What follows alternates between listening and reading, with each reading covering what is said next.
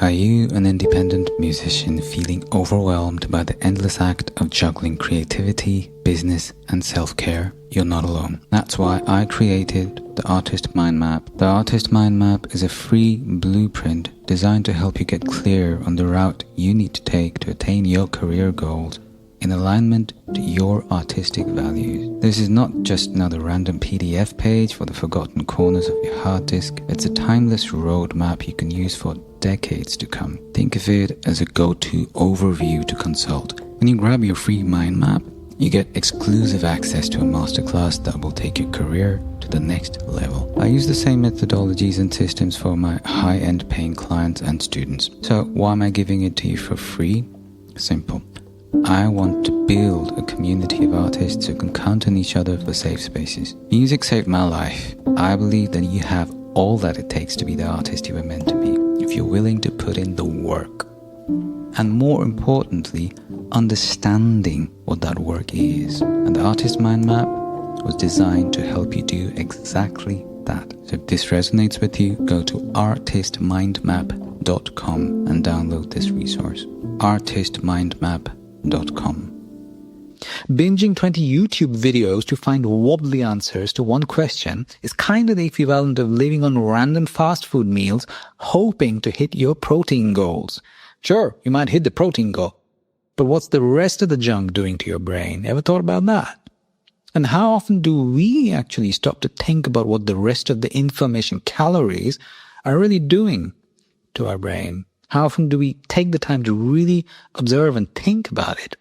This is not being talked about enough. I mean, it gets talked about quite a lot in certain circles, but it's still really not enough, at least not amidst the artists and collaborators I work with.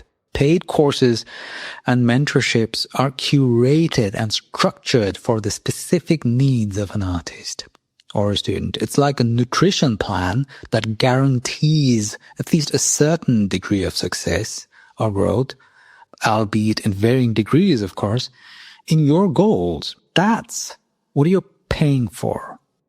Welcome to another session solo cast. These solo casts were designed to help independent artists and musicians like you navigate the very complex labyrinth that is your artistic practice and career. They're based on empirical research and experiences of my own career as an independent musician and an educator and coach working with artists just like you. The primary aim behind these sessions is to offer accessibility to the kind of education many of us need to work with in order to forward ourselves in these very confusing times as empowered and independent artists in the truest sense of the word. One of the most common queries I receive in conversations with fellow artists, collaborators, or students, clients, prospective or otherwise, is this. Why should I pay for coaching in this day and age when there's so much free content out there? I believe this is an excellent question. Furthermore, I personally even stand as a testament to the partial legitimacy of that implied theory, that free content is so abundant that we don't really need to hire a coach or pay for our education anymore. I'll tell you why. I still vividly remember being a 14-year-old in pre-global, pre-internet India, or just recently arrived internet in India, eagerly waiting for a video to load so I could listen to a 40-second lecture/demo from Kai Eckhart, legendary jazz fusion bass player and composer. Later on in life, fast forward a decade or two, I scoured social circles in search of a copy of Effortless Mastery by Kenny Werner to get my hands on. So does that purpose change when I'm recording free content, which is what I'm doing right now? I'm recording a podcast, which I'm going to put out for free. And does my purpose change while I'm doing it? Heck no. I do that with all my heart too. And hopefully you hear that right now while I'm speaking these words out into this microphone with the intent of these words reaching your ears. But here's the thing. I'm not always sure who I'm speaking to. Not really. It is an imaginary person. It is an avatar in business speak. We call it a client, free or gray zone.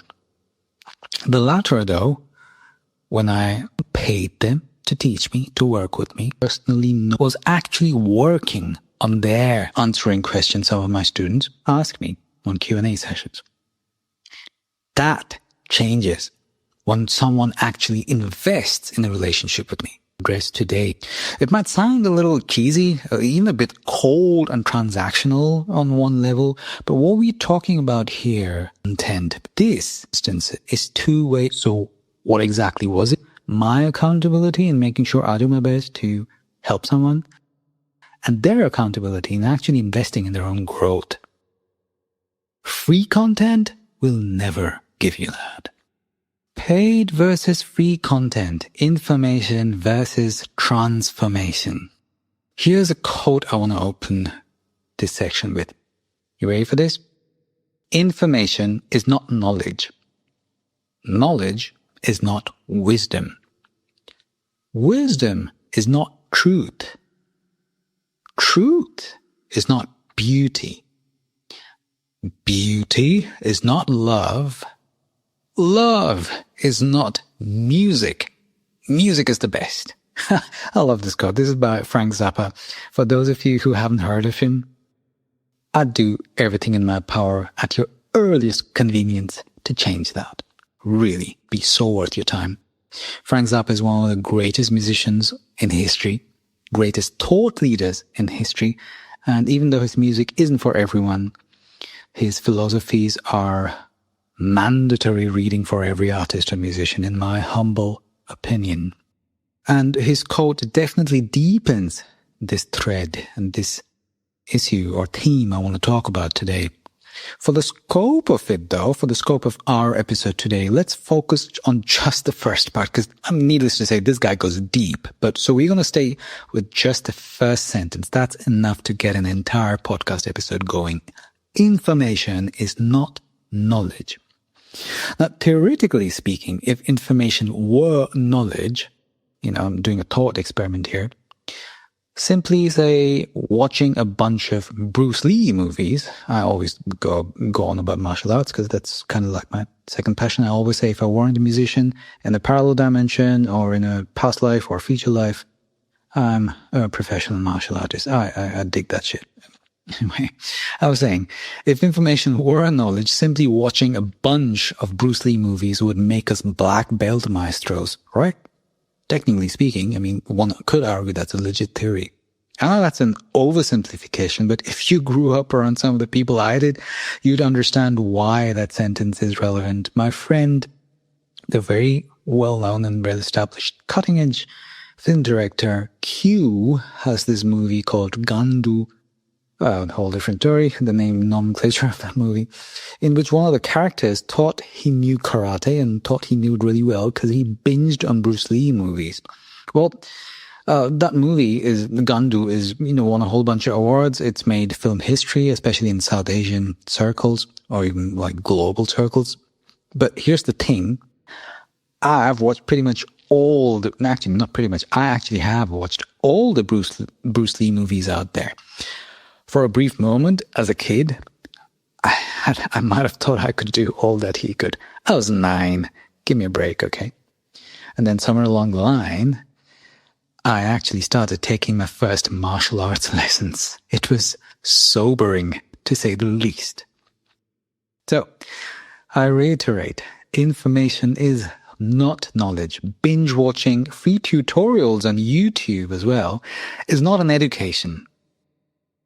It can be educational to some extent, no doubt, pointing in the right direction, but that is usually as far as it goes. Sure, exceptions do prove the rule. That being said, hiring a coach or buying their course even, which is kind of an indirect way of hiring them, is signing up for something very different, not information. It's signing up for what is loosely referred to as transformation, or at least evolution. Now let's talk about this. Regardless of if the result you're looking for is transformation or evolution, transformation is a big one. It does get hijacked in certain circles. But even if you just want to evolve or grow, even if that is the result, let's talk about this a bit.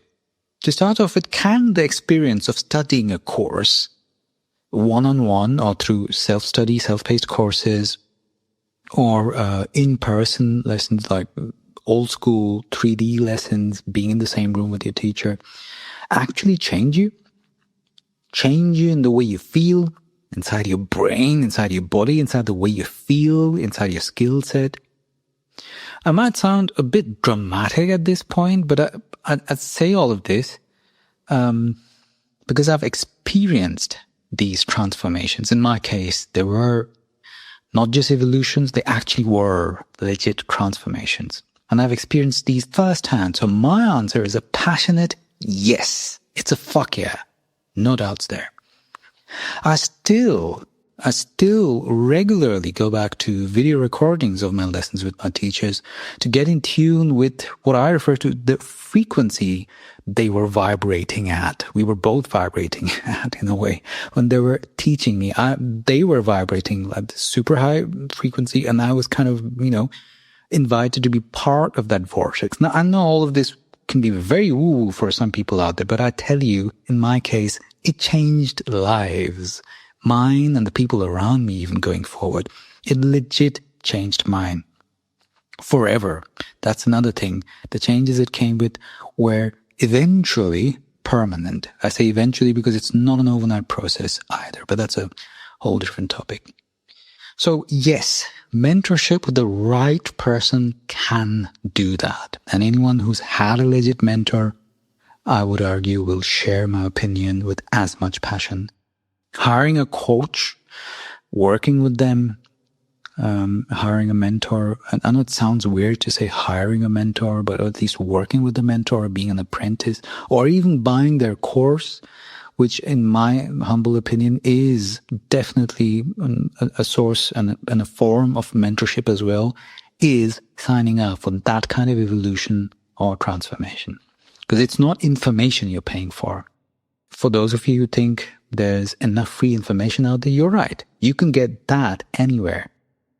But that's not what you're signing up for. But that being said, these concepts of evolution and transformation, they're still kind of abstract for certain mindsets. So let's try and break down a little, how and why that takes place. Let's go a little more micro.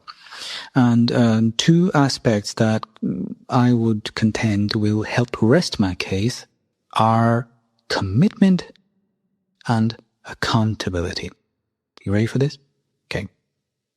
To start off with, recording content for a camera, and bear with, I'm going to go about this in a bit of a roundabout way, but just bear with for a while. Just listen, hear me out. Recording content for a camera and recording material for a human, for an actual human person, are different. My self-paced artist development course, for example, CIAR, the Complete Independent Artist Roadmap. Yes, I just did a shameless plug there, but I'm using this as a reference because I can speak with first-hand experience. My self-paced course was based on 3 years of research across literally all 5 continents. Months of one-on-one sessions with artists, collaborators, and students, and some of my podcast guests too. They're very much part of my research. All of whom were struggling with very similar baseline issues. Yes, even some of my very esteemed podcast guests who are very open about their vulnerabilities and have been kind enough to share them with my community. Because these vulnerabilities are not signs of weaknesses, by the way. They're just universal themes every one of us struggles with. So when I wrote the course, I wasn't writing it for a random eyeball. I knew for a fact that there were a whole bunch of people out there waiting to find solutions for exactly what we were working on during this research phase. What we're talking about here is two-way accountability. I'm not sure if that makes quite sense yet, but I'm going to get a little deeper into this. So that research, that real life engagement, that effort being made to work on that course was the result of two-way accountability. Free content will never really give you that. I'll explain why. The more you listen to the rest of this, the better you'll get a grip for why this is so. Now, my students who find me now to my content or my courses aren't just communicating with a random person online anymore, because they've usually found me through my work, either my music or my blog posts, my podcast, or my workshops in real life, 3D. So by the time they're actually at the point where they're inquiring about the possibility of working with me, we, the two of us, are already inside the same thought bubble. And I am present for them with all I have, because I know they are serious enough to invest in themselves. And my purpose is to do everything in my power to help them do so and make the best out of that decision. So does that purpose change when I'm recording free content, which is what I'm doing right now? I'm recording a podcast, which I'm going to put out for free. And does my purpose change while I'm doing it? Heck no. I do that with all my heart too. And hopefully you hear that right now while I'm speaking these words out into this microphone with the intent of these words reaching your ears. But here's the thing. I'm not always sure who I'm speaking to. Not really. It is an imaginary person. It is an avatar. In business speak, we call it a client avatar or a student avatar. The kind of person I know I want to help. But I'm not really speaking to someone I actually personally know all the time, unless I'm answering questions some of my students ask me on Q&A sessions. That changes when someone actually invests in a relationship with me. It might sound a little cheesy, or even a bit cold and transactional on one level, but what we're talking about here, this is two-way accountability. My accountability in making sure I do my best to help someone, and their accountability in actually investing in their own growth. Free content will never give you that. But that's just a commitment I bring to the table, mostly that, right? I told you my side of the story. Let's talk about the students and clients who work with a mentor. Now, I'm going to give you an example to help you understand the intricacies of the differences here between free and paid content. And I'm going to use a very different example here. You ever gotten free tickets to a concert that you have no qualms about giving away because something else came up? Imagine this. You receive free tickets for an amazing concert. You love this band, but something really, really important came up. So how difficult would you find it to give those tickets away? My guess is it wouldn't be easy, depending on how much you love this band. But eventually, you'd give them away. Now, picture a situation where you paid for those tickets, and for whatever reason, you don't have the possibility to quote-unquote sell them. I don't even know if that's legal anyway. I think that's what black market is referred to as. Now, picture that situation. You've paid from your hard-earned money to go to that concert or theater piece or whatever movie. Would you give these tickets away as easily? Or would you try a little harder to find a workaround? I'm pretty sure that even if it wasn't possible at the end of the day, the amount of effort you'd put in to find a workaround for that day and figure out a way to get your butt to that concert would be a lot more. The effort would be a lot more. What do you think? Fun fact, during my research period for my mentorship courses, a lot of beta testers in the very initial phase of the Holistic Musician Academy got free coaching, lots of free coaching. Some of these coaching packages were worth $1,000 each. Yeah, which at the time was kind of like my highest ticket coaching. And when I say $1,000, I'm referring to €1,000. And the funny thing is, a lot of these beta testers, I'm just being open here, often some of these would not show up for their sessions. They'd mix up dates. They wouldn't read through my emails. They wouldn't read through the FAQ of the courses, and just generally had a tendency to take the whole thing for granted. Now, this is not a judgment on them. This really is an observation. And just to be clear, I'm personally guilty of something very similar. I have a whole bunch of courses lying, well, not a whole bunch, but I do have a couple lying practically unopened on my hard disk. Because I managed to get a freebie for some reason or the other. I have some really nice friends and people who need feedback on their courses. So I've also been there. The paid ones, though, the courses and the mentorship sessions I paid for, I ravage them like an animal and keep going back.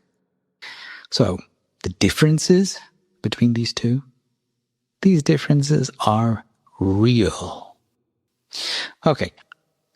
Now let's talk about accessibility, access to your mentor, the differences between free content and paid coaching. Most high-quality self-study courses will usually come with a communication method where individuals' queries are answered in some way or other. Now, in one-on-one high-ticket coaching or like more expensive ones, obviously it's a whole different league altogether. You're constantly actually having your mentor speak to your specific situations in a very closed quarter. But even in online, like self-study courses where multiple people are studying the same course on their own terms, on their own time, on their own location, there'll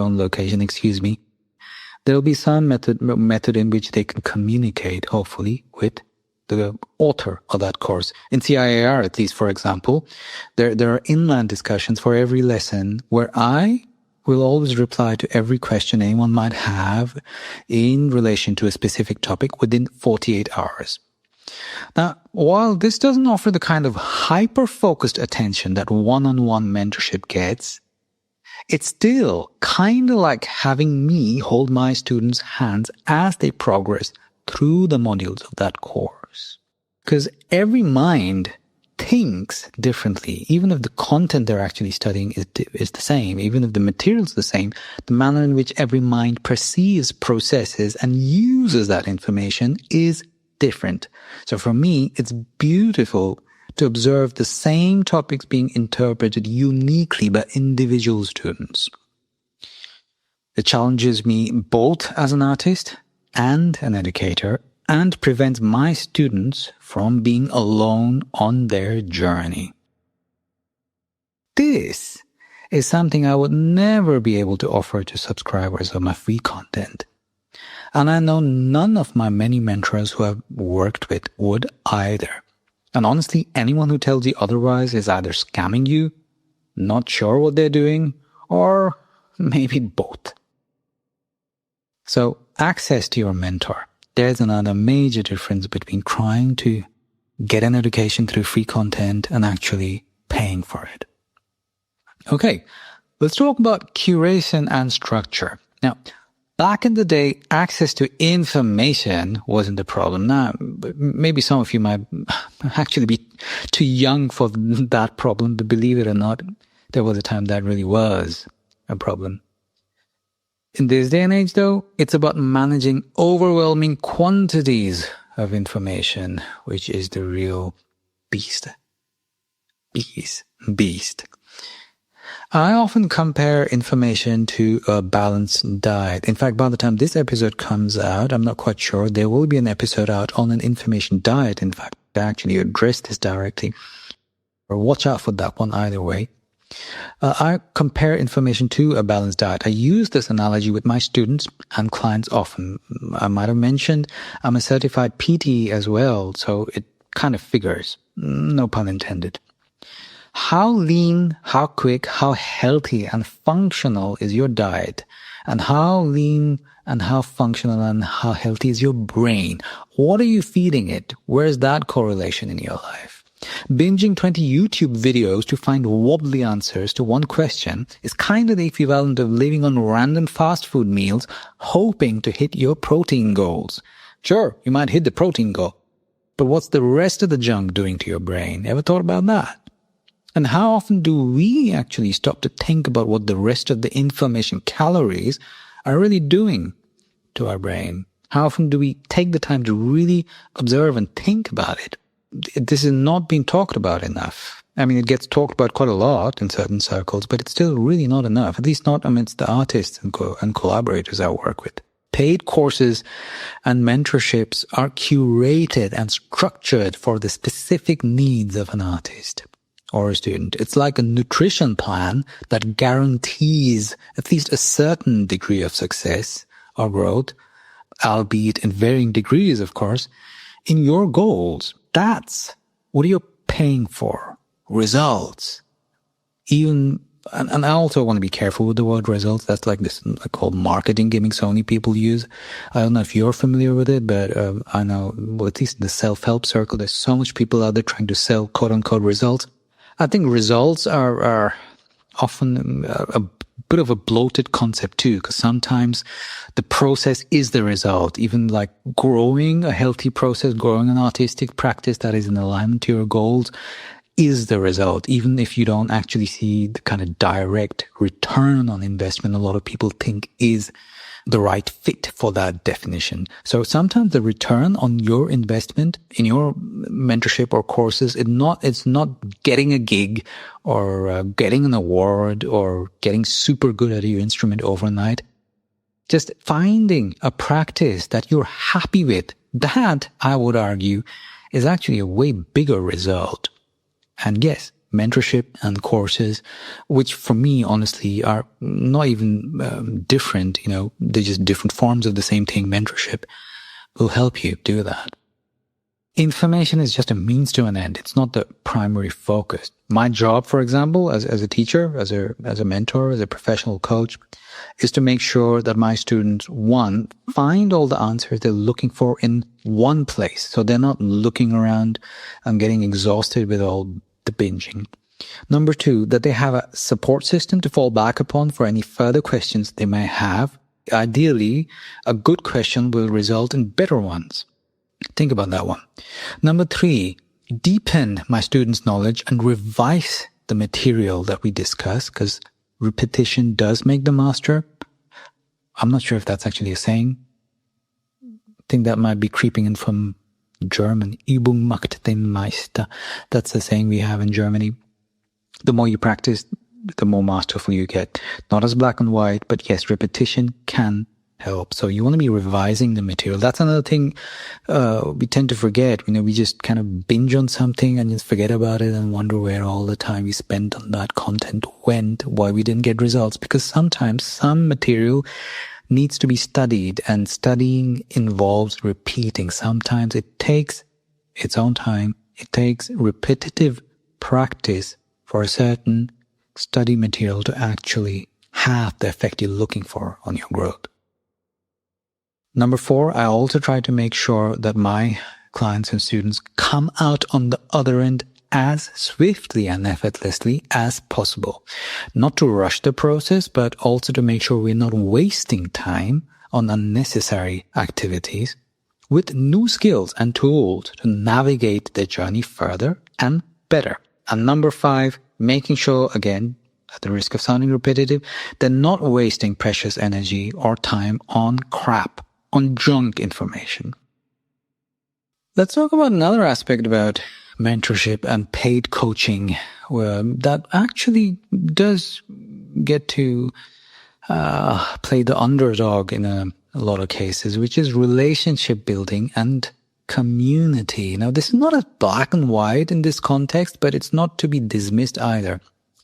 It's one of the most underrated aspects of working on a professional basis with mentors. And the minute there's money involved, there's a financial transaction involved, in my opinion, that is almost like a sacred space, because you're investing in trust. Money for me is more than just a transaction.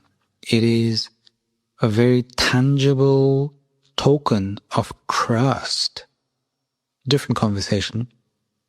But when we invest our resources in our growth and ask for someone's help for the same, it grows, ideally anyway, into a relationship of collaboration by default. Personally, I'm very clear with my students and clients that we are quote-unquote collaborators, not as black and white. That is the fundamental concept.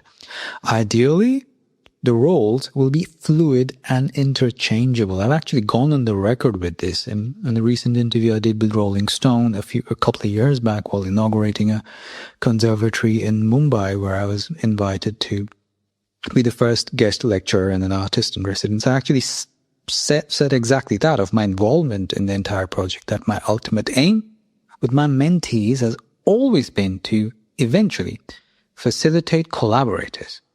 Make sure that they learn how to collaborate with an authentic approach with all its responsibilities and privileges to help contribute to a more meaningful arts ecosystem. And this also helps break stereotypes about the teacher-mentor relationship and empowers fearless artistic exploration, in my humble opinion. So, merging the lines between student and teacher is something that's a lot safer to try out when you're working with someone you've actually invested in and have paid, because that payment is kind of like an insurance policy. You know, it comes with a certain degree of commitment on both your parts, certain ethics that are in play, which eventually can do wonders for the quality of what you just got into. I come from an ancestral culture, by the way, where traditionally education in the performing arts merged the lines between student and teacher anyway. That blurring was the very success the system aimed for. Now, I wish I could say the ground realities of this very noble philosophy in this day and age were as black and white, but the ideal of it all is one I still find very progressive and timeless. Some of my most fulfilling and successful collaborations, by the way, a couple of them are with former mentors and mentees, and I'm extremely proud of that, actually. Furthermore, knowing where to reach out when one has specific doubts, if you're a student, if you're a client with a coach, knowing where to reach out when you have very specific queries or even doubts is a game changer. Especially in the arts, there's just not enough support out there, not enough qualified support out there. Most of us end up asking for unsolicited advice, which works both ways, by the way, from friends, or a lot of times it's professors in academia, which is amazing, but not immune to the kind of baggage academia does come with sometimes, including the conflict with some of the harsher realities of the music industry or the arts industry. And a lot of times it'll be very random people we end up taking or asking advice from, with or without our consent or even awareness sometimes. And that can be very risky. Yeah. There are way too many artists out there who end up literally basing their careers on advice from the least qualified people out there. And for some reason, it gets normalized in the arts industry. No other profession does it as much, you know. Like my doctor doesn't help me with my car repairs, and my plumber doesn't do my taxes. But for some reason, I see all these artists out there asking for professional advice from people who have literally no idea whatsoever what our professions are about. No free content is a substitute for that qualified source either. Paid mentorship, on the other hand, is. So, when I want assistance with my artistic ventures and the hiccups that come along with it, knowing I have a safe space or a reliable source or a qualified source or a community even of like-minded people with the required background that is appropriate to my vocation is worth its weight in gold, like literally, metaphorically, and literally, and metaphorically. I'm repeating myself now. Excuse me. Conclusion to all of this? While free content is actually really amazing, it democratizes so much and is also very appealing to us, especially as musicians and artists seeking to enhance our skills, because I don't know if you've noticed, but an education in the arts and the music is extraordinarily expensive because it's a very highly skilled vocation which tends to be one of the most underpaid out there as well, when we're actually finding ourselves in the phase where we're trying to build a sustainable living out of it. So sure, free content is amazing for those of us who really don't have a budget to invest in coaching or teaching or mentoring. At least we're not left completely out in the cold. We do have some options, even if they're not the best. Investing in coaching, though, offers unparalleled advantages, in my opinion. The personalized guidance, structured learning, accountability, tailored feedback, and access to expertise paid coaching provides can result in an evolutionary and even transformative experience that not just accelerates growth, but unlocks your artistic potential in ways that free content simply never will match. Personally, I'm doing my bit to put out as much valuable free content out there myself. As you obviously hear and hopefully hear from this podcast episode, for example, God knows I don't water down or put out crappy content for the free version of it all, per se. All of it represents me. This podcast episode represents me, and you'd be surprised. Some of my podcast episodes, by the way, are about 30 or 40 hours of work each episode. And I'm doing it completely on my own. I'm kind of my unpaid intern at the moment. And it's completely free for everyone to listen to. Some of these episodes are with towering figures in the industry who really taken the time to come out and share their story with us. They're legit masterclasses even. But none of them offer the kind of tailored, curated guidance and professional advice and professional teaching methodologies that my paying students get. Because when I work with them, I'm offering them something that is specifically tailored with them, including my self-paced courses, which have a very clear outline of who they're tailored for. CIAR, for example, the complete independent artist roadmap. That, for example, just to give you a clear idea, it is a roadmap designed for independent artists who are overwhelmed with all the aspects of an independent career. And I know there are many of you out there. So when I wrote that course, I knew that I'm writing it for you. You're my people. The ones out there who are passionate about their independent art and are in the long haul and need guidance on how to get it all together, how to make the interconnections between things like self-care and PR and collaboration and performance. There's so much we need to navigate and get a grip on as professional independent artists. The course is tailored for exactly that person who needs that roadmap, needs a breakdown, needs a step-by-step process to build a sustainable artistic practice and a sustainable vocation as an independent artist.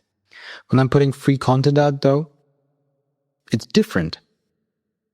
And by recognizing the value of investing in coaching as artists and creatives, we can take significant strides toward actually achieving customized goals, honing our craft, and ultimately reaching completely new heights of creative excellence. I know that sounds slightly dramatic, but I completely stand by it. Needless to say, as someone who runs a coaching business and actually offers paid courses and mentorship, this will qualify as a sales pitch by default in some of your eyes. But all I can say is I'm also a practicing artist myself, and I've been through way too much to make it work, to ever use this to exploit the vulnerabilities of artists. I'm in this for the long haul. I'm basically trying to be the mentor I needed 25 years back when I was completely lost on how to actually build a sustainable career.